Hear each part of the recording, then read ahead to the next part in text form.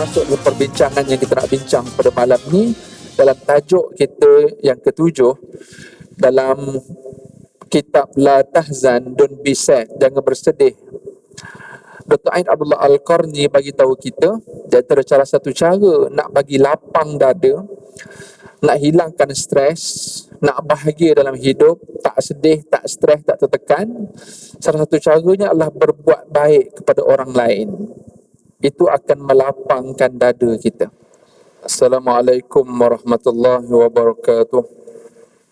Alhamdulillahi rabbil alamin, wassalatu wassalamu ala asyrafil mursalin Sayyidina Muhammad wa ala alihi wa sahbihi ajma'in. Rabbi shrah li sadri wa yassir li amri wahlul 'uqdatam min lisani yafqahu qawli. Saddiq lisani bihaqqi Muhammadin sallallahu alaihi wasallam. Allahumma adkhilna mudkhala sidqin wa akhrijna mukhraj sidqin waj'alna min ladunka sultanan nasira. Allahumma aftah alaina futuhal arifin warzuqna fahman nabiyyin wa hifzal mursalin wa ilhamal malaikatil muqarrabin.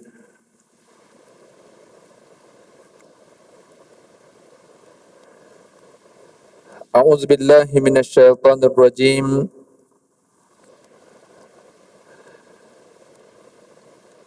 Wa sayujannabuha al-atqa alladhi yu'ti malahu yatazakka wa ma li ahadin 'indahu min ni'matin tujza illa ibtigha'a wajhi rabbihil a'la walasawfa yarda. Sadaqallahul azim. Sesungguhnya azab neraka itu akan dijauhkan bagi orang-orang yang bertakwa, iaitu orang-orang yang mendermakan hartanya dengan tujuan untuk membersihkan dirinya dan juga harta bendanya, sedangkan dia tidak menanggung budi sesiapa pun yang patut dibalas. Dia tidak mengharapkan balasan pun. Yang diharapkan hanyalah keredaan Allah Subhanahu wa taala yang maha tinggi, dan demi sesungguhnya dia tetap akan berpuas hati pada hari akhirat dengan apa semua yang telah pun dia kerjakan dan diharapkan. Surah Al-Lail ayat yang ke-17 hingga 21. Alhamdulillah, muslimin dan muslimat, tuan-tuan dan puan-puan, ibu ayah yang dirahmati Allah, kita syukur kepada Allah Subhanahu wa taala. Allah masih berikan kita suatu perasaan ataupun semangat yang namanya istiqamah. Kalau apa jua yang berlaku di dalam kehidupan kita, hujan, ribut, panas, COVID, apa sahaja yang ada di sekeliling kita, tapi Tuhan beri kita pilihan dan kita memilih pilihan Tuhan itu. Ini luar biasa. Kerana istiqamah ini bukan perkara yang mudah. Wa innaha lakabirah illa 'alal khashi'in. Dia adalah satu benda yang payah, melainkan bagi orang-orang yang betul-betul tunduk dan patuh hatinya. Hujan lebat kat luar, mari masjid nak kena pakai mask, bawa sejadah, semayang-semayang hujan menitik atas kepala.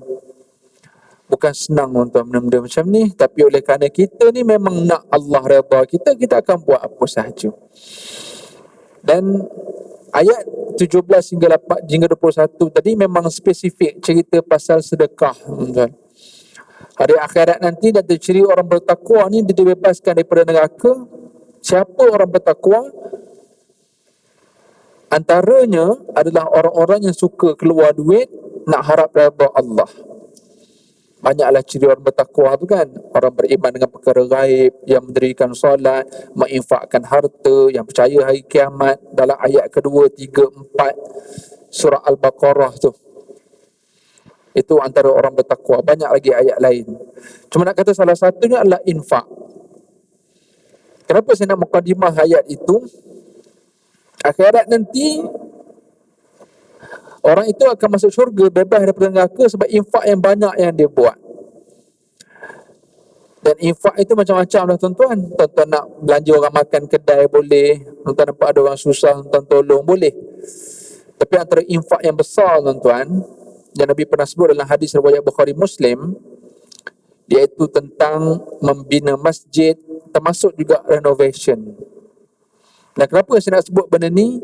Sebab bila tengok menitik makin banyak dalam masjid kita ni, dan dana pun alhamdulillah tuan-tuan ada infak banyak, tinggal lagi berapa ratus lagi lah perlu tambah. Kita berharap tak sampai hujung tahun ni insya-Allah selesai masalah bumbung ni. Dan kita kena bersabar banyak lah. Nakkan time renovate nanti satu cabaran pula kepada kita nak menghadapi time renovation nanti. Tapi mudah-mudahan dengan infak kita tu menjadikan kita dibebaskan daripada neraka. Dalam hadis Nabi sebut barang siapa yang membina rumah Allah, maka Allah akan membina rumahnya nanti di akhirat, iaitu namanya syurga. Lagi besar, lagi banyak diinfak untuk rumah Allah yang namanya masjid, maka lagi besar, lagi hebat rumah mahliga yang akan dapat dalam syurga. Hadis riwayat Bukhari Muslim. Bab renovate masjid ni tuan-tuan, Sayyidina Osman pernah kena dengan jemaah dia. Sayyidina Osman nak renovate apa lagi cantik dah masjid kita. Malah pada zaman Sayyidina Osman, mereka bukan isu cantik, mereka nak masjid asal yang Nabi buat di Madinah tu. Tak nak cantik-cantik, tak payah. Nabi pun dulu pelepah dengan batang tamar begitu je. Para sahabat nak macam tu. Sayyidina Osman sebagai khalifah yang ketiga masa tu, dia tetap juga renovate. Dia buat sebab hadis Nabi tadi. Sebab nak mengharapkan keredaan Allah, bukan untuk bermegah-megah, nak harap redha dan supaya orang lebih selesa mari datang masjid. Maka kita berharap hasil tuan-tuan, dana-dana yang tuan-tuan telah kumpulkan, saya dipahamkan Ustaz Zuhairi tadi, dah jangkau juta dah. Projeknya 1.23 juta lebih kurang macam tu. 1.2 juta untuk bukan sekadar bumbung lah, dengan plaster ceiling, dengan extension kat luar, kat pejabat apa semua. Mudah-mudahan adalah saham untuk tuan-tuan dan perempuan semua. Ataupun tuan-tuan panjangkan berita ni kepada kawan-kawan kita yang tak dapat berita ni, malah tahu sikit sebanyak, semua orang masuk share tu, mempercepatkan lagi proses untuk kita renovate masjid kita ni, insya-Allah. Mudah-mudahan tuan-tuan dan rahmati Allah, apa yang kita cerita pasal renovate masjid ataupun berbuat baik pada orang ni tuan-tuan, sebenarnya termasuk dalam perbincangan yang kita nak bincang pada malam ni, dalam tajuk kita yang ketujuh dalam kitab La Tahzan, Don't Be Sad, jangan bersedih. Dr. Ain Abdullah Al-Qarni bagi tahu kita, di antara salah satu cara nak bagi lapang dada, nak hilangkan stres, nak bahagia dalam hidup, tak sedih, tak stres, tak tertekan, salah satu caranya adalah berbuat baik kepada orang lain. Itu akan melapangkan dada kita. Kata pengarang, kebajikan itu adalah sebaik nama, keramahan adalah seramah wujudnya, dan kebaikan adalah sebaik-baik rasanya. Dan orang-orang yang pertama kali akan mendapat merasa manfaat dari semua itu adalah mereka yang melakukannya. Bukan orang yang dapat manfaat tu, orang yang buat itu akan rasa benda tu. Buahnya seketika itu juga akan berada dalam jiwanya, akhlak dan nuraninya, sehingga mereka pun merasa lapang dada, tenang, tenteram dan damai. Muslimin yang dirahmati Allah, buat baik, bukan orang lain yang dapat dulu baik, kita yang rasa lega, rasa lapang. Dan benda ni boleh berlaku bagi orang yang biasa buat baik. Kalau dia baru first time nak buat baik, mungkin susah nak rasa lapang tu. Dia rasa dia bagus, dia rasa dia lebih baik daripada orang. Itu dia akan rasa. Bagi orang yang mungkin jarang-jarang buat baik, atau first time nak buat baik, dia rasa orang perhati dia, maka dia pun rasa melayang-layang. Dia bajet bagus. Bila orang yang jarang-jarang buat baik. Tapi orang yang dah biasa buat baik, dia akan rasa apa tuan-tuan? Dia rasa lapang dada. Dia tak rasa sempit dada. Kalau kita buat baik, lagi rasa sempit, bermaksud apa? Bermaksud kebaikan kita belum sampai kepada tahap yang sebenar. Sebab apa? Kenapa jadi sempit dah ada? Lagi buat baik, lagi rasa sempit. Sebab pertama, niat dia buat baik itu.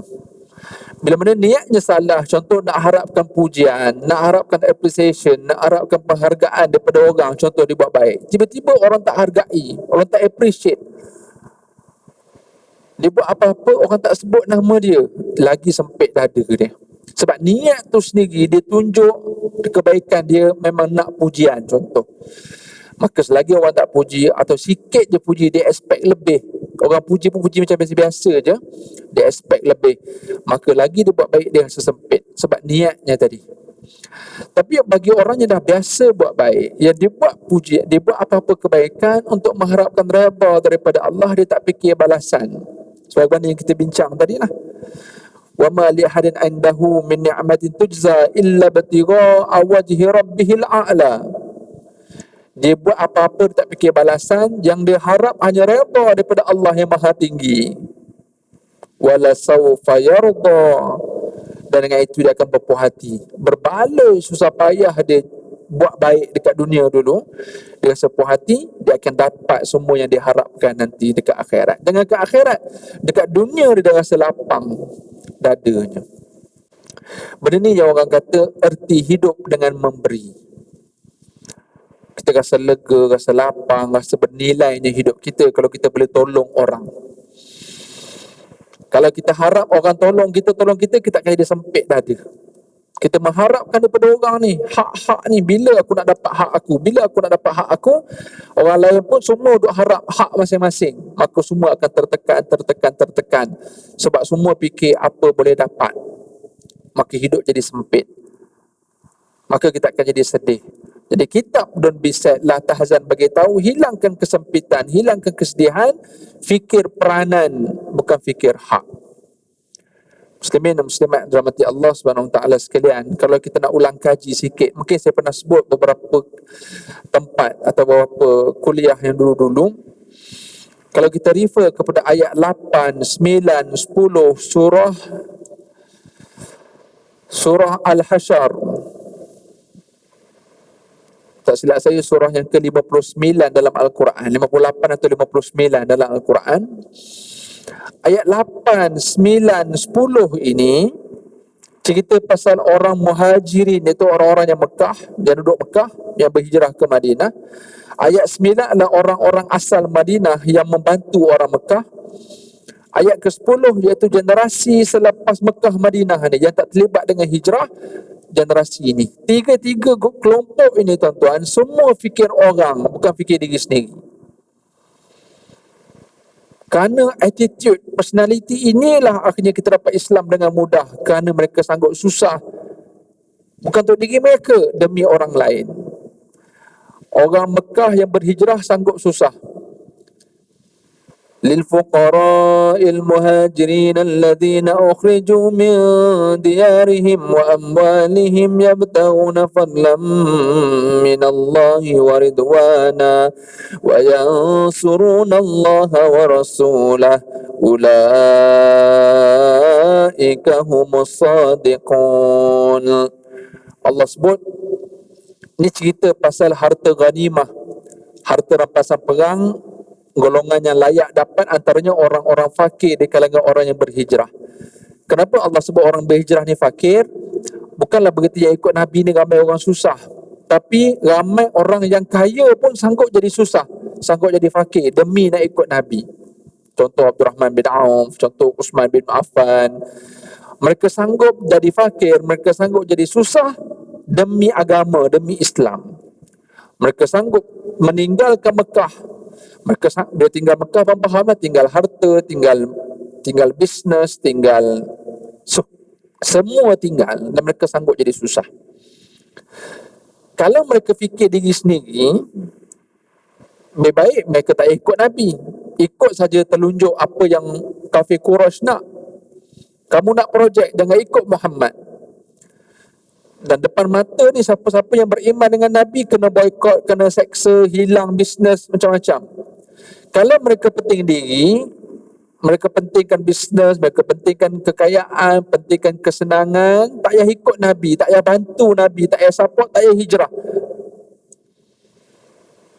Tapi tak semestinya mereka akan senang. Tapi mereka sanggup hijrah. Sebab apa? Sanggup susah.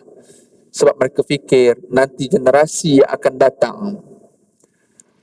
Sebab tu mereka happy nak berhijrah. Mereka tak stres pun nak berhijrah. Stres tu sebab takut kena bunuh je lah.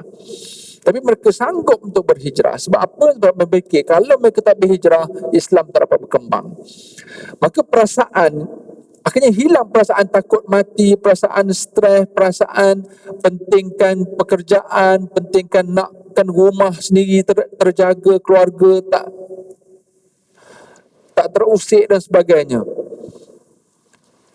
Mereka lupa semua benda tu sebab apa? Mereka fikir apa aku boleh buat untuk Islam, apa aku boleh buat untuk masyarakat yang akan datang. Ini orang Mekah. Begitu juga orang Madinah. Dalam ayat yang ke-9 Allah sebut وَالَّذِينَ تَبَوَّأُوا الدَّارَ وَالْإِيمَانَ مِنْ قَبْلِهِمْ يُحِبُّونَ مَنْ هَاجَرَ إِلَيْهِمْ وَلَا يَجِدُونَ فِي صُدُورِهِمْ حَاجَةً مِمَّا أُوتُوا وَيُؤْثِرُونَ عَلَى أَنفُسِهِمْ وَلَوْ كَانَ بِهِمْ خَصَاصَةٌ. Orang-orang Mekah, orang-orang Madinah pula yang mendiami kota Madinah, yang beriman lebih awal daripada orang Mekah, mereka suka bantu orang Mekah. Bila mereka bantu, mereka tak fikir apa pun mereka dapat balasan.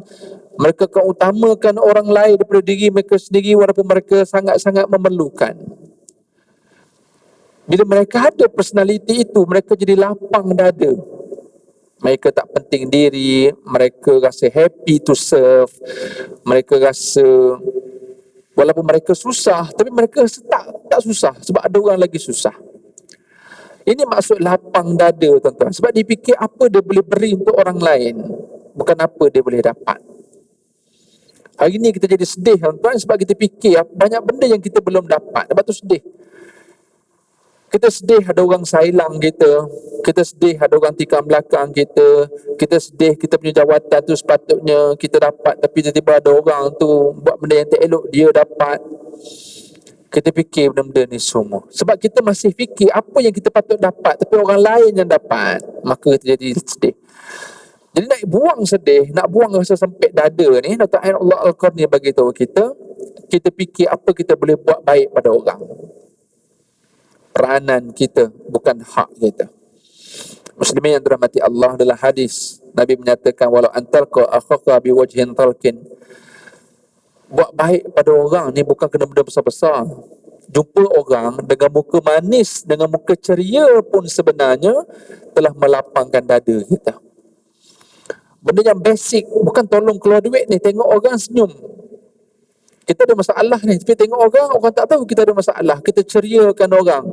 Rupanya itu pun telah melapangkan dada kita sebenarnya. Tapi bukan senanglah nak buat. Kita kena sentiasa training lah. Kita kena praktis selalu. Muslimin yang dirahmati Allah, seteguk air yang diberikan seorang pelacur kepada seekor anjing yang kehausan dapat membuahkan syurga yang luas. Wahai orang-orang yang merasa terancam oleh himpitan kesengsaraan, kecemasan dan kegundahan hidup, kunjungilah taman-taman kebajikan. Sibukkan diri kalian dengan memberi, mengunjungi, membantu, menolong dan meringankan beban. Dengan semua itu, nescaya kalian akan mendapat kebahagiaan dalam semua sisinya, sama ada rasa, warna dan juga hakikatnya. Tuan-tuan puan sekalian, benda ni betul. Saya taklah terlibat 100% dengan misi kemanusiaan, tapi saya attach dengan beberapa NGO, badan-badan kemanusiaan, tapi saya tak ada persen 100%. Bukanlah 24 jam seminggu saya memang charity misi kemanusiaan saja, tak. Tapi saya attach. Dan kita pun ada CSR company kita sendiri. Tuan-tuan, tapi betul tuan-tuan, kesan itu lain macam. Walaupun bukan duit kita sepenuhnya, bayangkan kalau sepenuhnya duit kita, lagilah kita seronok tuan-tuan. Ni duit sendiri ada sikit, duit orang ada, orang ni masuk, dan kita buat. Baru ni yang terakhir, yang paling baru, saya ada grup menyelam tuan-tuan. Kita menyelam dekat laut. Grup menyelam, geng-geng diver ni. Tapi apa yang saya buat dengan geng-geng diver ni adalah Memang kebanyakan tempat-tempat menyelam ni bukan semua tempat mewah, tuan-tuan.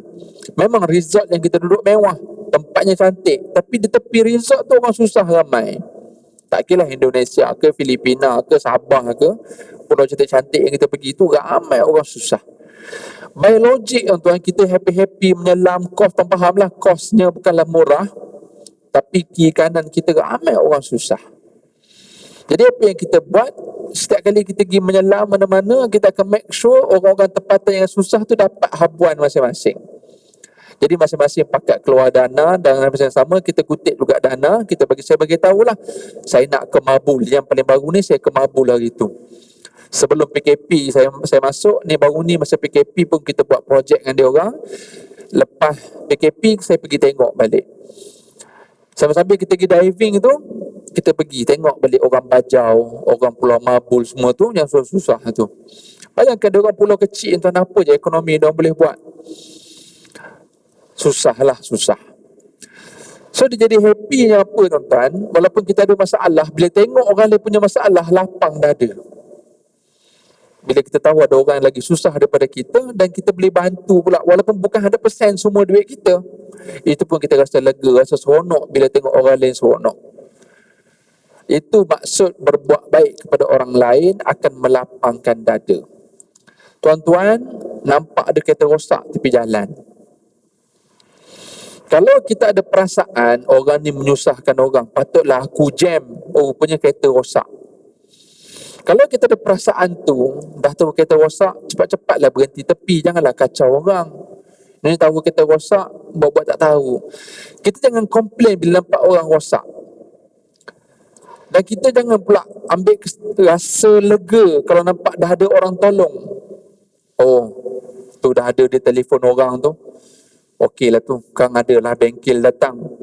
Kita sentiasa beranggapan dah ada orang tolong. Mungkin orang yang nak tolong tu lagi 3 jam baru sampai. Setiap kali kita nampak ada orang susah atau ada orang kereta rosak tepi jalan, kita kena ada satu perasaan yang rasa tak lega selagi orang tu belum selesai masalah dia. Kita kena ada perasaan tu. Kalau kita langsung tak ada perasaan itu, kita jadi take for granted. Tak apalah, pandai-pandailah dia selesai. Tuan-tuan, berarti dada kita belum lapang. Kita tak akan lapang dada bila kita melepasi je kereta yang rosak tu, kita terus bawa kereta, dada kita akan rasa sempit. Kenapa aku tak berhenti untuk tanya atau untuk bantu atau apa yang aku boleh tolong, padahal aku tahu tu. Nampak tu ada isteri dia tengah pegang anak kecil, dalam hatinya terfikir, tuan, dia dah lepas dia orang tu, dia rasa tak sedap hati. Sedangkan dia tahu juga, tak apalah kot, ada orang boleh tolong. At least kita kena ada perasaan tak sedap hati tu, siapa tolong dia, kita rasa. Berbanding ada orang, pandai-pandailah tolong, pandai-pandailah dia call insurance, pandai-pandailah kereta datang towing kereta dia. Muslimin dirahmati Allah, kita kena rasa perasaan sempit dada bila kita lihat ada orang dalam kesempitan. Kita kena rasa lapang dada, tuan-tuan, bila nampak ada orang ada kelapangan. Kita nampak ada orang diberikan nikmat, kita rasa oh seronoknya, happynya kita bila tengok dia happy. Tuan-tuan ketahuilah, tuan-tuan, alim ulama menyebut kepada kita, barang siapa yang melihat seseorang yang diberikan nikmat, kita tak rasa apa-apa pun.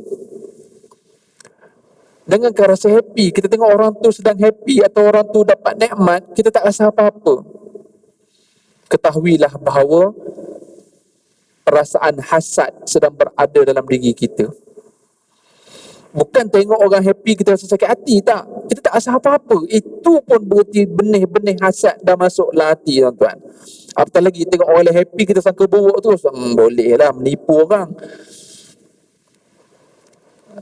Kalau kita nampak ada orang diberi nikmat, kita rasa sempit dada, berarti benih-benih hasad dah start masuk dalam diri kita. Maksudnya, tuan-tuan, kita nampak orang happy, kita rasa happy. Kita nampak orang susah, kita kena rasa susah. Apatah lagi nampak orang happy, kita rasa sempit, kita akan cari jalan nak menyusahkan orang tu. Maka itulah namanya sempit dada.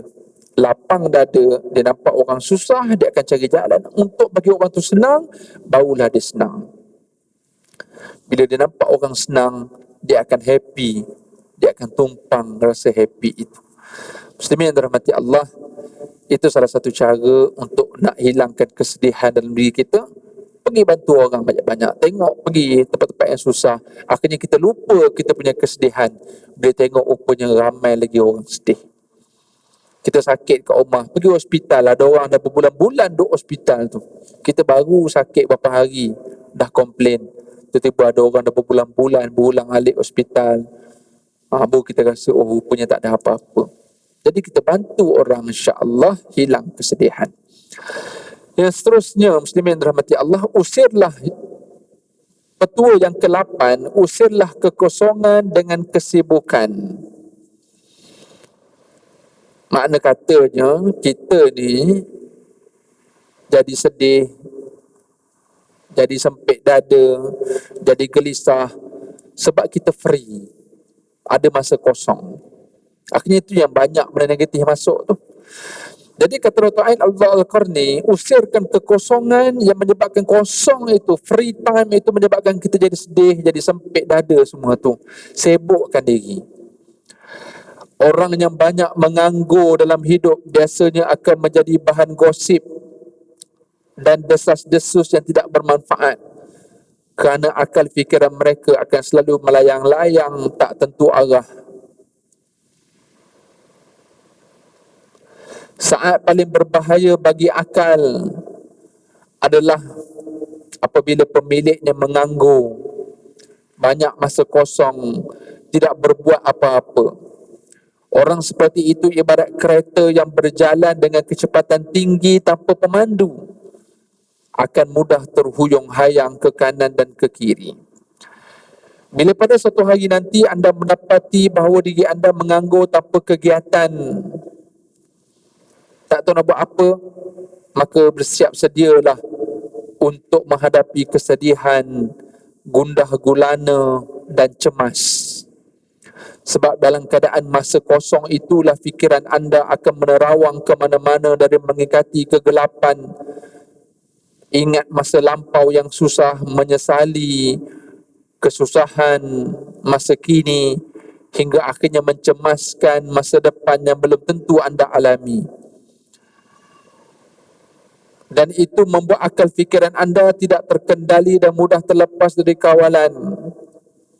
Maka oleh sebab itu saya nasihatkan kepada anda dan diri saya sendiri bahawa mengerjakan amalan-amalan yang bermanfaat, menyibukkan diri dengan perkara-perkara yang baik adalah lebih baik daripada terlarut dalam kekosongan yang membinasakan. Kesimpulannya, membiarkan diri dalam kekosongan itu sama halnya dengan bunuh diri dan merosakkan tubuh dengan perkara-perkara yang berbahaya. Muslimin yang dirahmati Allah, sebab tu dalam satu frasa barat sebut, busy is good. Sibuk itu adalah bagus. Muslimin tuan-tuan yang dirahmati Allah, dalam hadis Nabi SAW, Nabi sebut rebutlah 5 perkara sebelum datang 5 perkara. Antara salah satu 5 itu Nabi sebut wa faraghaka qabla syughlik, masa lapangmu sebelum tiba masa sibukmu. Tuan-tuan, masa lapang ni kena rebut, sebab kalau tak rebut dia akan menyebabkan kita jadi rosak. Antaranya kerosakan kita adalah kita akan jadi hidup jadi sempit, jadi tak tentu arah dan sebagainya, sebab masa lapang tak tahu nak buat apa. Maka sebab tu kena sibukkan diri kita ketika masa lapang dengan perkara yang bermanfaat. Takut suatu hari nanti bila kita betul-betul sibuk, masa tu baru nak buat baik, takut-takut kita tak sempat nak buat baik. Dan ulama sebut masa sibuk itu bila? Iaitu bila betul-betul masa sibuknya, iaitu pada padang mahsyar hari kiamat nanti. Waktu tu tak ada masa free dah. Masa tu kita betul-betul sibuk sehingga anak yang sedang disusu oleh ibu pun masa tu dia tak fikir dah, dia akan tinggal terus anak bila ditiupkan sangkakala yang terakhir tu. Dia tengah menyusu anak, dia lepas tu anak, masa tu dia dah tak fikir suami, tak fikir anak, tak ada dah. Semua sibuk fikir diri sendiri masa tu. Tengok cerita barat, cerita Armageddon, cerita The Day After Tomorrow, cerita 2012, cerita-cerita pasal hari kiamat ni lah, yang tiba-tiba air laut datang, habis semua dunia banjir tu. Ada bumi yang tiba-tiba jadi sejuk. Mereka buat gambaran hari kiamat. Masa tu semua orang penting diri. Cuma dalam cerita tu adalah pentingkan family sikit-sikit. Dengan anak, keluarga dia je diutamakan. Orang lain dia sanggup bunuh demi survival dia dengan family. Orang putih cuba buat benda tu. Nak ceritanya betapa dahsyatnya hari kiamat, tapi dia masih ada elemen family lagi. Tapi hari kiamat yang sebenar, tuan-tuan, family pun dah tak fikir dah. Hari kiamat yang betulnya adalah semua orang fikir diri sendiri lah masa tu. Keluarga sendiri. Even pun dia lepas, dia campak begitu je, demi mencari kesenangan diri sendiri pada hari yang betul-betul sibuk, iaitu pada hari kiamat. Justru tuan-tuan yang dirahmati Allah sekalian, kita kena sibukkan diri kita masa kosong, supaya kita tak sibuk ketika hari yang betul-betul sibuk nanti. Dan yang keduanya adalah supaya kita tidak bersedih dengan segala kesulitan, kesedihan. Kita duk fikir masa lampau. Bila masa kosong duk fikir pasal anak tak telefon. Bila masa kosong tak buat apa-apa, fikir kawan tak bayar hutang. Bila masa kosong mula fikir rasa bersalah. Tambah pula kosong tu dalam keadaan sakit pula, dah mula rasa bersalah, menyalahkan diri sendiri. Tapi sibukkan diri kita.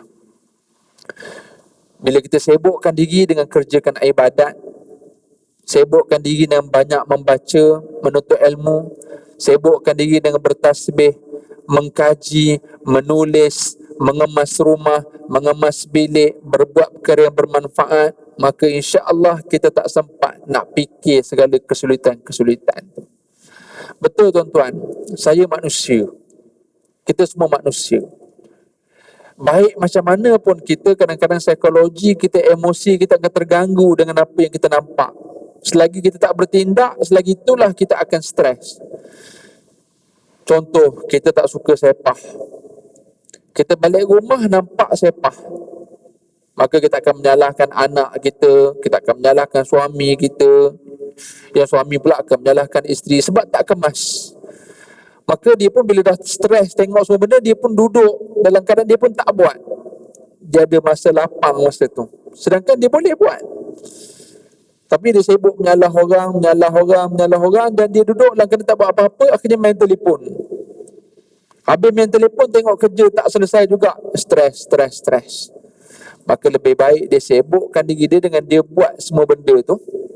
Sama ada dia dah buat sendiri, nak buat sama-sama. Dia sibuk sampai akhirnya dia dah lupa, dah hilang perasaan marah tu. Tambah pula hasil daripada kesibukan itu nampak benda yang sepah-sepah tu akhirnya kemas. Yang lega tu siapa? Sebelum orang lain lega, diri sendiri dah lega, tuan. Ini contoh usirkan kekosongan dengan kesibukan. Sibukkan diri, mengemas, membaca, beriadah. Sibukkan. Tak boleh tengok, keluar. Dia nak pergi masjid. Tak boleh tengok, keluar, pergi riadah. Daripada duduk terperuk dalam rumah macam tu, maka sibukkan diri dengan perkara yang bermanfaat. Bunuhlah setiap waktu kosong itu dengan pisau kesibukan. Dengan cara itu, doktor-doktor dunia akan berani menjamin bahawa anda telah mencapai 50% daripada kebahagiaan. Lihatlah para petani yang sibuk, nelayan, buruh kasar.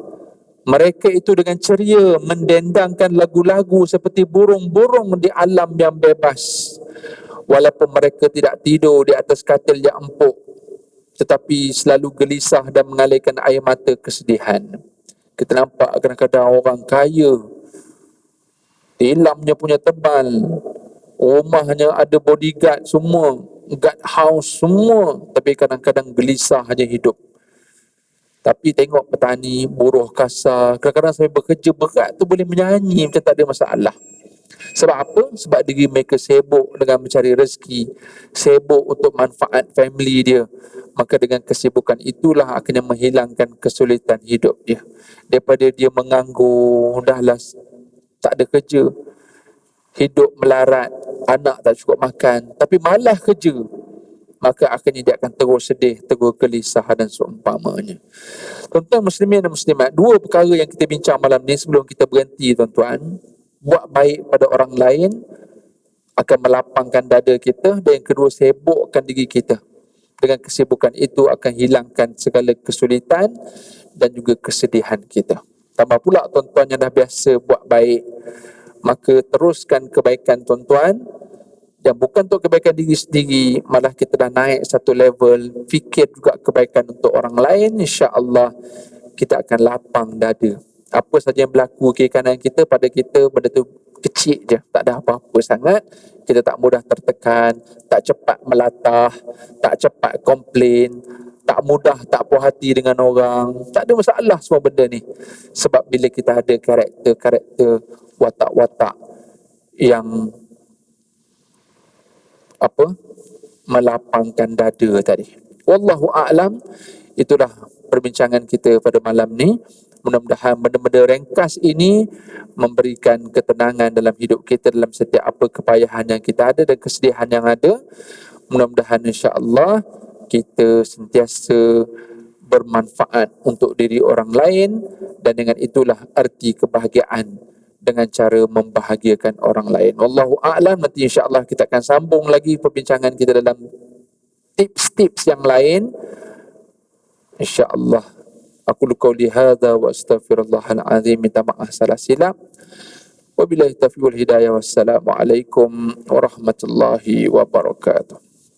A'udzubillahi minasyaitonir rajim. Bismillahirrahmanirrahim. Allahumma 'allimna ma yanfa'una wanfa'na bima 'allamtana. Allahumma ja'alna minal ladzina yastami'una al-qawla fayattabi'una ahsanah. Wa sallallahu ala sayyidina Muhammad wa ala alihi wa sahbihi ajma'in. Walhamdulillahi rabbil alamin. Subhanakallahumma bihamdika asyhadu an la ilaha illa anta astaghfiruka wa atubu ilaik.